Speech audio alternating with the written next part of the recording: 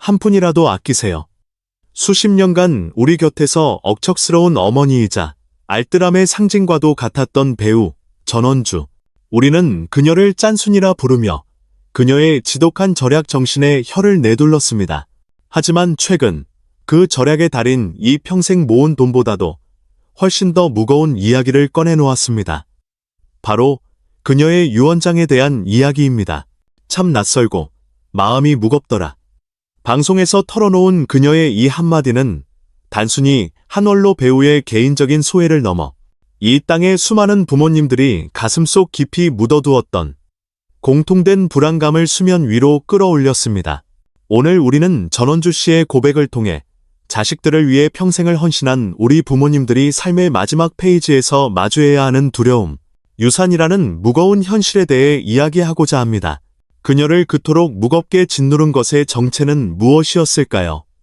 첫째는 바로 자식들 간의 불화에 대한 공포였습니다. 악착같이 모은 재산이 행여나 내가 떠난 뒤 자식들 사이를 갈라놓는 비극의 씨앗이 될까봐 두려웠던 것입니다. 피를 나눈 형제들이 돈 몇 푼 때문에 등을 돌리고 원수가 되는 끔찍한 상황. 이것은 더 이상 드라마 속 이야기가 아닌 우리 주변에서 너무나도 흔하게 벌어지는 현실이 되었습니다. 전원주 씨의 걱정은 바로 이 지점에 맞닿아 있습니다. 모든 것을 공평하게 나눠주고 싶지만 각자의 사정과 형편이 다른 자식들 사이에서 완벽한 공평함이란 존재할 수 있을까요?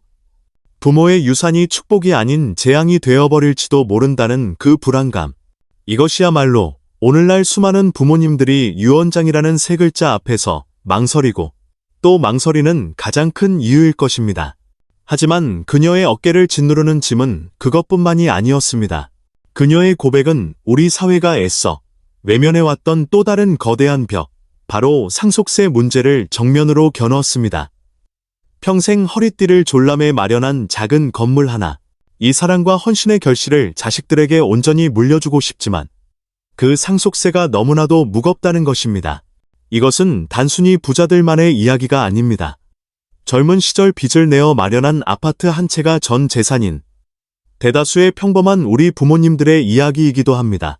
수십 년간 집값은 천정부지로 올랐지만 자식들이 당장 그 집값에 해당하는 수억 원의 세금을 낼 현금을 가지고 있을까요? 결국 부모가 남긴 유일한 안식처를 세금을 내기 위해 팔아야 하는 기막힌 상황이 벌어지는 것입니다. 부모의 마지막 선물이 자식들에게 감당할 수 없는 빚더미가 되어버리는 이 잔인한 역설. 전원주 씨의 이야기는 바로 이 지점을 우리에게 묻고 있습니다. 한평생 땀 흘려 이룬 부모의 노력이 왜 다음 세대에게는 고스란히 전달되지 못하고 세금이라는 이름으로 거대한 장벽에 부딪혀야만 하는가? 이는 단순히 한 개인의 문제를 넘어 급격한 고령화 사회로 접어든 대한민국 전체가 함께 풀어야 할 숙제임을 명백히 보여주고 있습니다. 이처럼 한 배우의 진솔한 고백은 가족 관계의 붕괴라는 감정적 공포와 상속세라는 현실적 장벽이라는 두 개의 거대한 축을 중심으로 우리 시대의 부모님들의 깊은 고뇌를 드러냅니다. 그녀가 느꼈던 그 낯설고 무거운 마음은 어쩌면 이 시대를 살아가는 모든 부모와 자식들이 언젠가는 마주해야 할 우리 모두의 자화상일지도 모릅니다. 그렇다면 이토록 무거운 문제 앞에서 우리는 그저 절망하고만 있어야 할까요? 어쩌면 그녀가 그 모든 두려움에도 불구하고 유언장을 준비하기로 결심한 그 행동 속에 우리가 찾아야 할 해답의 실마리가 숨겨져 있는 것은 아닐까요? 죽음을 준비하는 것이 아닌 남겨진 이들을 위한 마지막 사랑의 방식으로서의 유언. 그 진정한 의미와 해법에 대한 이야기는 이제부터 시작입니다. 전원주 씨가 그 모든 두려움과 무거운 마음에도 불구하고 직접 유언장을 준비하는 길을 택한 것은 바로 그 행동이야말로 이 모든 문제에 가장 현명한 해답이 될 수 있기 때문입니다. 그녀의 결정은 죽음을 예감하는 체념이 아니라 남겨질 자식들을 위한 적극적인 책임의 표현이었습니다. 유언장은 단순히 재산을 나누는 법적 문서가 아닙니다. 그것은 부모가 자식들에게 남기는 마지막 가이드라인입니다. 내가 떠난 뒤 혹시라도 너희가 길을 잃고 다투게 될 때 이 편지를 보고 엄마 아빠의 뜻을 헤아려 달라는 간절한 당부인 셈입니다. 재산 분배의 명확한 기준을 제시함으로써 자식들이 겪을지도 모를 혼란과 갈등의 소지를 원천적으로 차단해 주는 것입니다. 이것은 자식들을 믿지 못해서가 아니라 오히려 너무나도 사랑하기에 그들을 불필요한 고통으로부터 보호해주고 싶은 부모의 마지막 배려인 것입니다. 이러한 준비는 비단 노년의 부모님들만의 몫이 아닙니다. 오히려 지금 이 영상을 보고 있는 30대, 40대, 50대의 자녀 세대에게 더 큰 울림을 줍니다. 우리는 부모님의 재산이나 죽음에 대해 먼저 말을 꺼내는 것을 불효라고 생각해왔습니다. 마치 부모님의 유산을 탐내는 것처럼 보일까봐 혹은 죽음을 재촉하는 것처럼 보일까봐 두려웠던 것이죠. 하지만 이제는 인식을 바꿔야 할 때입니다. 부모님께 먼저 다가가 어머니, 아버지의 뜻을 저희가 온전히 따르고 싶으니 건강하실 때 미리 생각을 정리해서 알려주세요라고 용기 내어 말하는 것. 그것이야말로 진정한 효도일 수 있습니다. 부모님의 뜻을 존중하고 형제간의 우애를 지키며 가족 모두의 평화를 지키기 위한 가장 현실적인 노력이기 때문입니다. 결국 전원주 씨의 이야기는 한 개인의 가정사를 넘어 대한민국이라는 사회 전체가 직면한 거대한 과제를 비추는 거울과도 같습니다. 우리는 세계에서 가장 빠른 속도로 늙어가는 나라, 초고령화 사회에 살고 있습니다.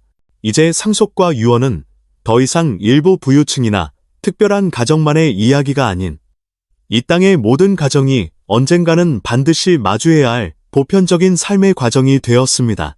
과거처럼 알아서들 잘하겠지라며 막연한 기대감 속에 문제를 외면하던 시대는 지났습니다. 급변하는 사회 구조와 경제 환경 속에서 미리 준비하고 대화하지 않는 가족은 언제든 위기를 맞을 수 있습니다.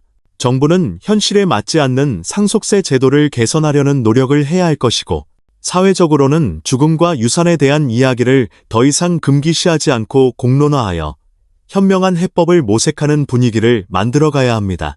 하지만 그 무엇보다 중요한 것은 바로 가족 안에서의 소통입니다.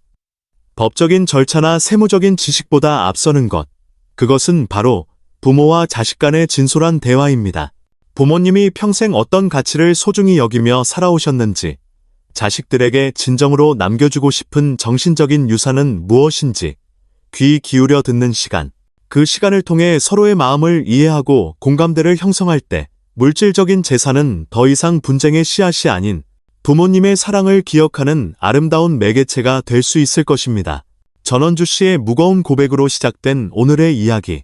그녀가 느꼈던 불안감은 결국 사랑하는 가족이 내가 떠난 뒤에도 여전히 화목하기를 바라는 모든 부모의 공통된 사랑의 다른 이름이었습니다. 유언장은 그 사랑을 지키기 위한 마지막 노력인 셈입니다. 진정한 유산은 통장 속의 숫자가나 등기부등본 위의 글자가 아닐 것입니다. 부모님이 물려주신 정직함, 성실함, 그리고 무엇보다 서로를 아끼고 사랑했던 가족의 따뜻한 기억이야말로 우리가 자손 대대로 물려줘야 할 가장 위대한 유산이 아닐까요? 여러분은 부모님께서 남겨주시길 바라는 진정한 유산은 무엇이라고 생각하십니까?